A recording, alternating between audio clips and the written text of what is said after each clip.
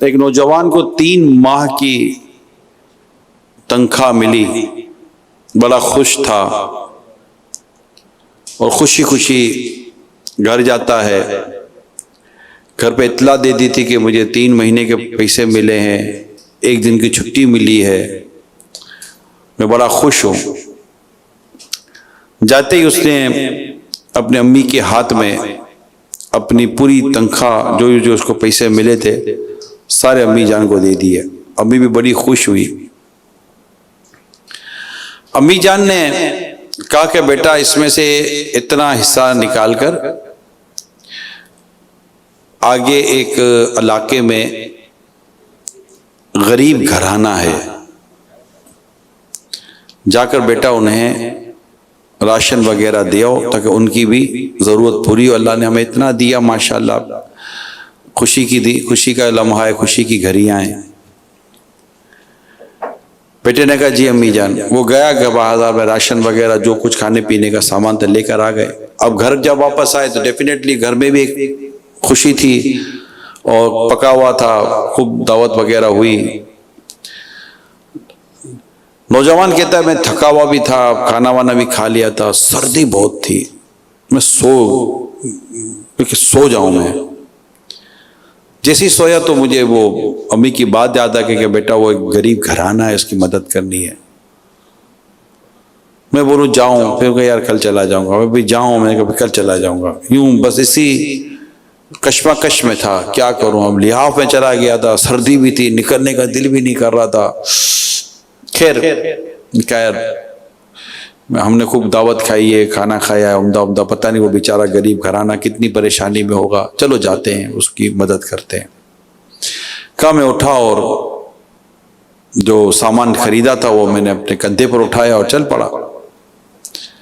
راستے پر چلتا تو گیا لیکن سامان بھی وزنی تھا.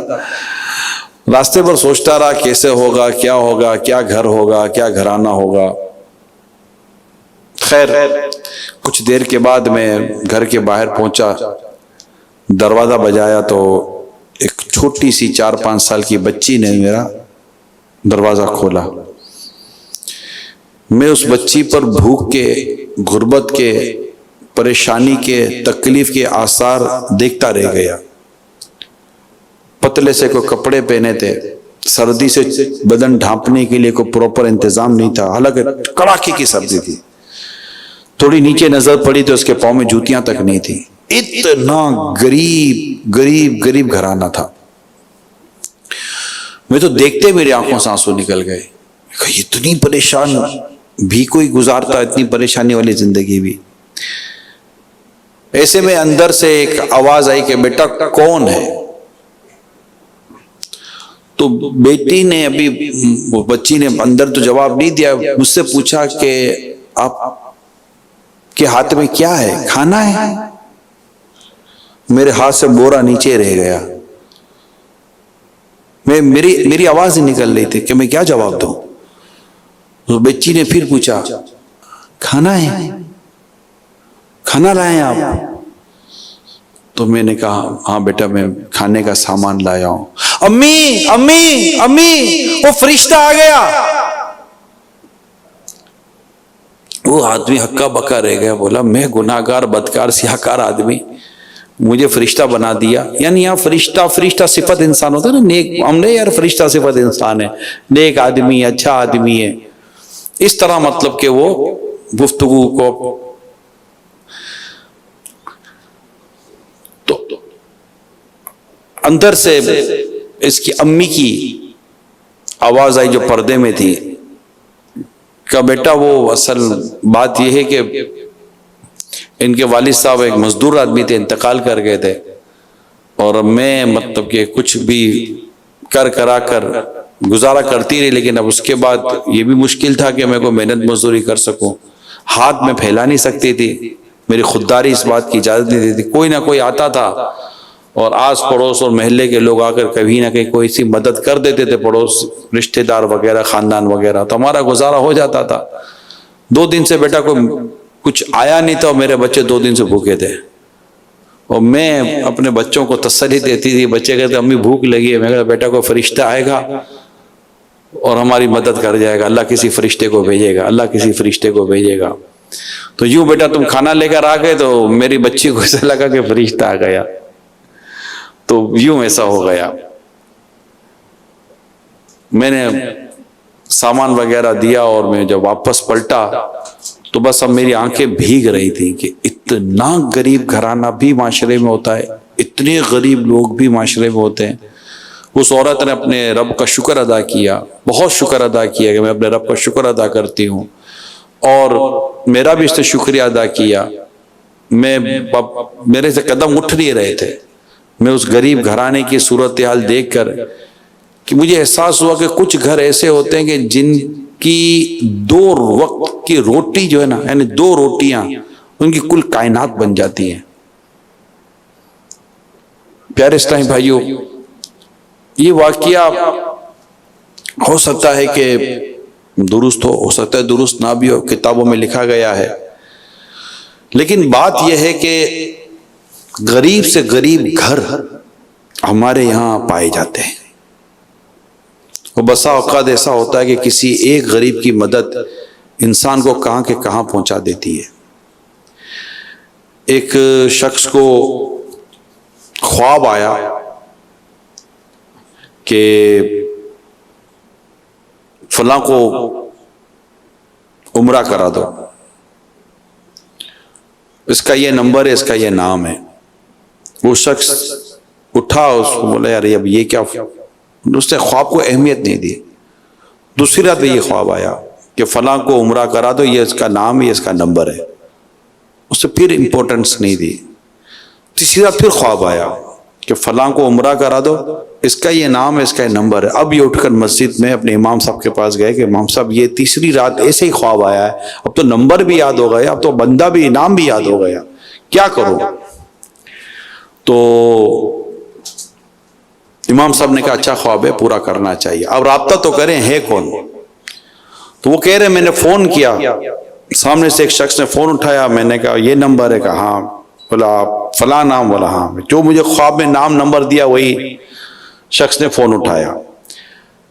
میں نے اس کو کہا کہ مجھے آپ کو عمرہ کرانا ہے۔ وہ کہنے لگا بھائی کون ہو، مجھے جانتے ہی نہیں، پہچانتے نہیں، نہ میں تمہیں جانتا ہوں پہچانتا ہوں، عمرہ کرانا ہے؟ اب مجھے آپ عمرہ کرانا ہے؟ نہیں بھائی تو مجھے جانتے ہی نہیں ہو کہ میں ہوں کون، کبھی دیکھا ہے مجھے؟ کہ دیکھا نہیں ہے، لیکن بعد میں آپ کو عمرہ کرانا چاہتا ہوں۔ اب وہ سامنے کہہ رہا ہے کہ کون ہو بھائی، کیوں عمرہ کرانا چاہتا ہوں؟ کہ آپ ہاں تو کہہ دیں، مکہ مدینے لے کے جانا ہے نا آپ کو، تو عمرہ کرانے لے کے جانا ہے، آنے جانے کا خرچہ میرا، لے جاؤں گا لے آؤں گا سب میرے کو، آپ ہاں کہہ دو۔ اچھا چلو بھلی بات ہے، آؤ لے جاؤ، یہ میرا ایڈریس ہے۔ وہ ایڈریس پر پہنچ گیا سارا انتظام کر کے، اور اس کو دیکھا تو واقعی دیکھتا رہ گیا کہ یار اس کے لیے خواب آیا تھا۔ یعنی وہ آدمی دور دور تک اس کا کوئی دینداری کا یا کوئی ایسا مطلب کہ نمازی ہوگا یا کوئی ایسا ہوگا، کوئی اتا پتہ نہیں تھا، بالکل دین کی مطلب عمل سے دور، دین سے دور، فل دنیا دار جس کو آپ بولتے ہیں، مگر اس کو وہ عمرہ کرانا تھا۔ خیر اس کو عمرے پر لے گیا، عمرہ ہوا، طواف ہوا، سب کچھ فارغ ہو گیا۔ فارغ ہونے کے بعد جیسے ہی مسجد الحرام سے باہر نکلنے لگے تو اس نے کہا کہ بھائی تم مجھے لے تو آئے ہو، اب پتہ نہیں زندگی میں کبھی کعبہ دیکھنا، مکہ دیکھنا نصیب ہوگا یا نہیں ہوگا، اگر تم کہو تو میں 2 رکعت نفل پڑھ لوں جاتے جاتے۔ کہاں پڑھ لو، اچھی بات ہے، بھلی بات ہے۔ اب وہ اندر گیا نفل پڑھنے کے لیے، باہر ہی نہیں آئے، باہر ہی نہیں آئے، باہر ہی نہیں آئے۔ وہ باہر کھڑا انتظار کر رہا تھا، بھائی آئے تو ہم جائیں۔ وہ اندر ڈھونڈنے کے لیے چلا گیا کہ بھائی بندہ کدھر ہے، دیکھا تو سجدے میں۔ ٹھیک ہے بھائی، اب کافی دیر تک سجدے سے سر ہی نہ اٹھے، پھر جا کر دیکھا، ہلایا تو اس کی روح نکل گئی تھی۔ وہ تو کعبے کے آگے سجدہ کرتے ہوئے وہ تو انتقال کر گیا، وہ تو اف، بولے یہ کیا خوش قسمتی ہے، یعنی مجھے اس کے لیے بھیجا گیا تھا کہ یہ وہاں جائے اور اس کی روح یہاں قبض ہوگی۔ اب دکھنے کو تو کچھ بھی نظر نہیں آ رہا تھا۔ جب اس سے معلومات لی گئی اس کے انتقال کے بعد کہ بھائی یہ کیا ایسا عمل کرتا تھا، تو گھر سے پتا چلا کہ واقعی یہ کوئی ایسا کوئی نیک آدمی جس کو کہتے ہیں، یہ ایسا کوئی آدمی تو نہیں تھا، بے عمل سا آدمی تھا، مگر یہ جب بھی رات گھر آتا نا، جب بھی رات گھر آتا تو گھر کے لیے کھانے کا سامان لاتا اور ایک اور کھانے کا پیکٹ ہوتا جو ہمارے پڑوس میں یہ دروازے کے باہر رکھ کر دروازہ بجا دیتا کہ اور کہتا اس کو اٹھا لینا. اور وہ ایک بیوہ کا گھر تھا، جب دروازہ کھلتا وہ اٹھا لیتی، پردے کے سارے اہتمام وہ کرتا تھا کیونکہ وہ سمجھتا تھا کہ یہ مطلب بے پردگی نہیں ہونی چاہیے وغیرہ، اتنا سمجھتا تھا یہ آدمی. اور وہ مطلب کہ پردے کے ساتھ سارے کام ہوتے تھے، شرعی تقاضوں کے ساتھ جس کو ہم کہہ سکتے ہیں. اور وہ عورت، تو اس کی بیوی کہتی ہے کہ جب وہ عورت کھانا اٹھا کر گھر میں آتی، دروازہ بند کر دیا، ہم آواز سنتے، تو وہ عورت کھانا اٹھا کر دروازہ بند کر کے ایک دعا کیا کرتی تھی کہ یا اللہ اس کا خاتمہ ایمان پر فرمانا اور اچھا خاتمہ فرمانا. مجھے لگتا ہے اس عورت کی دعا قبول ہو گئی. میرے پیارے اسلامی بھائیوں، مدنی چینل کے ناظرین، یہ بھلائی کے کام، یہ نیکی کے کام، یہ مدد کے کام. اب آپ پہلا واقعے پر غور کریں، دوسرے واقعے پر غور کریں. کھانا دیتے تھے، کھانا کھلاتے تھے، غریبوں کی مدد کرتے تھے، حاجت مندوں کی مدد کرتے تھے، ضرورت مندوں کی مدد کرتے تھے، اور انہیں کچھ نہ کچھ پیش کر دیتے تھے. میں آپ کو چند حدیثیں سناتا ہوں. اللہ کے پیارے حبیب صلی اللہ علیہ وسلم نے ارشاد فرمایا،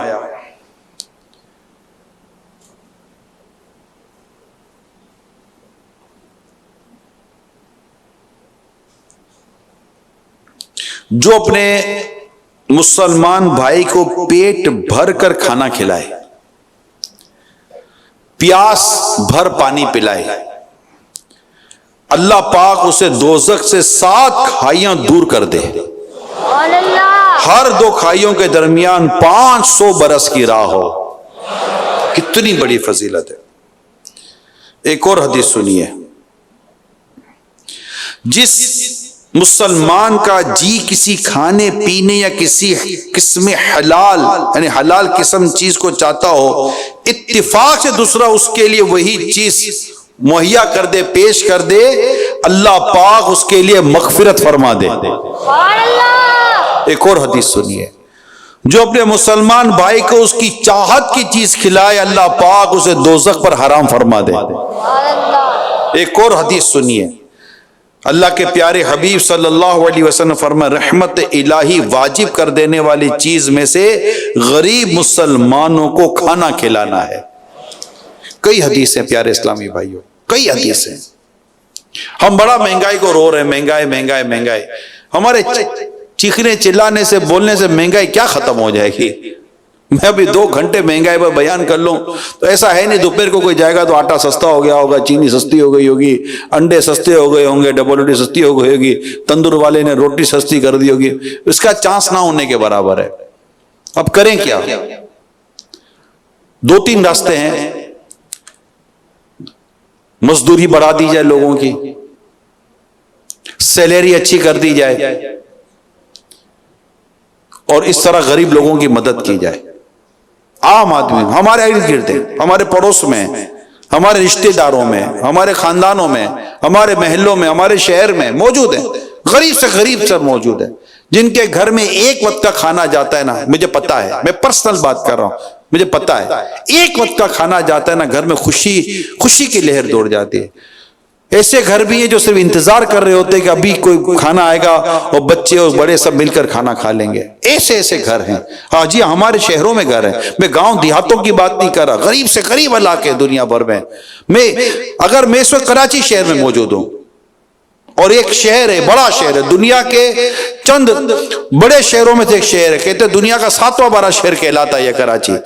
دنیا کے کئی ملک کی آبادی کراچی شہر سے کم ہے، اور واقعی مطلب ہے، اور اس سے بڑے بڑے شہر ہیں ہمارے ملک کے اندر. اور اس کے علاوہ دنیا بھر میں جائیں تو بڑے بڑے ملک، امیروں کے ملک، اور بڑی بڑی سرمایہ دار لوگ یہاں موجود ہیں. اور ایسا نہیں کوئی نہیں کرتا، کرنے والے کر رہے ہوتے ہیں. یہاں بات انڈیویجول کی جا رہی ہے، دیکھنے سننے والوں کے لیے کی جا رہی ہے. آپ اور میں کیا کر سکتے ہیں؟ ہم بھی تو اس طرح کسی نہ کسی کے مطلب کہ کفالت لے سکتے کسی نہ کسی غریب کی.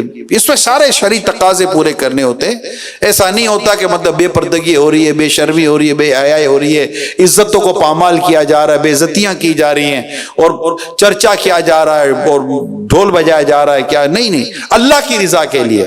جو کہتے ہیں نا کہ سیدھے ہاتھ سے دو تو الٹے ہاتھ کو پتہ بھی نہ چلے. اخلاص کے ساتھ, نیت اچھی ہونی چاہیے. اور اللہ کے پیارے حبیب لبیب صلی اللہ علیہ وسلم کی دکھیاری امت کی خدمت کا جذبہ دل میں لے کر اللہ کی رضا کے سائے میں بندہ کام کرے اور اپنی حلال روزی سے کام کرے. تھوڑا دے, اللہ پاک مال قبول فرماتا ہے. اچھی نیتوں کے ساتھ, ایسے دے کہ زندگی میں پتہ نہ چلے یار. اخلاص کے ساتھ دے. میرے آقا حضرت امام زین العابدین رضی اللہ تعالی عنہ, ان کے دنیا سے پردہ فرمانے کے بعد, انتقال فرمانے کے بعد پتا چلا کہ یہ خود کتنے گھروں کی مدد کیا کرتے تھے. نہیں بتانے, کسی کو نہیں بتایا. ایسے بھی تو لوگ ہیں نا, اور آج بھی ایسے ملیں گے. زمین ایسے لوگوں سے خالی نہیں ہے مگر کم ہے. اور ہم اگر اپنے بارے میں غور کریں, جو مہینے کے 2000, 2500, 3000, 4000, 5000 ایفورڈ کر سکتے ہیں, ہم ایک ہوٹل کا کھانا لینے کے لیے جاتے ہیں. عام لوگوں کی, میں مڈل کلاس کی بات کروں یا تھوڑے سے اوپر کی بات کروں, تو عام ہوٹل سے کھانا لینے کے لیے جاتے ہیں تو جناب 4-5 ہزار روپے کا تو بل بن جاتا ہے. نارمل پہ 4-5 ہزار روپے کا بل بن جاتا ہے. اگر اس طرح 4-4, 5-5 ہزار روپے کا بل ایک فیملی اپنی بچا کر ان غریبوں کی طرف, مدد کی طرف ہاتھ بڑھائے. میں زکوٰۃ کی اس وقت بات نہیں کر رہا آپ سے, ایسے کئی سیلری پرسن ہیں, میں عام لوگوں کی بات, سیلری پرسن ہیں, ان کو پروجیکٹ وائز 10-20 لاکھ روپے ایک پروجیکٹ کے ملتے ہیں. جی ہاں, 2 مہینے کا, 1.5 مہینے کا, 2 مہینے کا پروجیکٹ ہوتا ہے. ایسے کئی سافٹ ویئر انجینئر ہیں اور کئی پروفیشنلز ہیں. میری بات کو کوئی انشاءاللہ تعالی ڈینائی نہیں کرے گا. ان کی سکلز ایسی ہیں, انہیں مل رہا ہوتا ہے. اگر اس میں سے بھی یہ چند غریب فیملیز کو دیکھ لیں, مستحق کو دیکھ لیں اور ان کی خدمت کریں, اور اس میں بھی اگر سیدوں کے گھرانے مل جائیں تو پھر کیا بات ہے کہ جن کے مطلب کہ جن کا ہم صدقہ خار ہے, جن کے نانا جان کا صلی اللہ علیہ وسلم, ان کی اولاد کی اگر ہم اس طرح اپنی اس صاف کمائی سے خدمت کر رہے ہیں اور وہ قبول فرما لیں, یقین مانے دنیا اور آخرت کا بیڑا پار ہے. تو ہم اس انداز پر بھی, یہ مہنگائی سے بچنے کا, یعنی جو ایک پریشانی ہے ہماری سوسائٹی کو, ہمارے معاشرے کو, میں اس سے بچنے کی کچھ 1-2 چیزیں عرض کر رہا ہوں, زیادہ کیا کر سکتا ہوں. کہ اس طرح مطلب کہ جو ملازمین ہیں ان کی سیلریز اچھی کی جائیں, کوشش کرے تو انشاءاللہ ہو سکتا ہے. اب سال کے آخر میں دیکھا جناب 20-25 کروڑ روپے ہمارے بچے ہوئے ہیں, 1-2 ارب روپیہ سال کے آخر میں بچا ہوا ہے. آپ نے اس کے لیے اپنے مزید پروجیکٹس آن کر دیے, یہ کر دیے, وہ کر دیے. اگر اسی کو غور کر لیں کہ اس کا 1% سیلری بڑھا دیں عام آدمی کی, آپ کی ویلتھ میں کوئی اتنا زیادہ فرق نہیں پڑے گا, آپ کی فائنینشلی اسٹرینتھ میں کوئی زیادہ فرق نہیں پڑے گا, نتھنگ آپ کا. بلکہ ہو سکتا ہے کہ یہ سیلری اچھی کرنے کی وجہ سے ان غریبوں اور مڈل کلاس افراد کی فیملیز کو خوشحال کرنے کی وجہ سے اتنی دعائیں ملیں کہ آپ کی دنیا اور آخرت کی کتنی مشکلیں آسان ہو جائیں. کئی ڈاکٹر کی فیسوں سے آپ کو کیا پتا کسی کی دعا بچا لے, کئی ڈاکوں کی چوروں کی چوری سے کسی کی دعا بچا لے گی. لوٹ مار کے مال جا رہا تھا, موبائل لوٹنے والا تھا, کسی کی دعائیں آ جائیں گی, انشاءاللہ تعالی یہ بچت ہو جائے گی. اور دنیا اور آخرت کی بھلائیاں ہیں. الدین و نصیحہ, حدیث میں آتا ہے دین خیر خواہی کا نام ہے, ہمیں بھلائی کرنی چاہیے. اور آقا صلی اللہ علیہ وسلم کی دکھیاری امت کی خدمت کا درد ہمارے اندر ہونا چاہیے. الحمدللہ دعوت اسلامی FGRF کے ذریعے کر رہی ہے جو دعوت اسلامی کے ذمہ داران کر سکتے ہیں, اللہ کا شکر ہے. اور ظاہر ہے کہ لوگ دے رہے ہوتے ہیں کر رہے ہیں, اور دینا ہی چاہیے, روکنا نہیں چاہیے ہاتھ.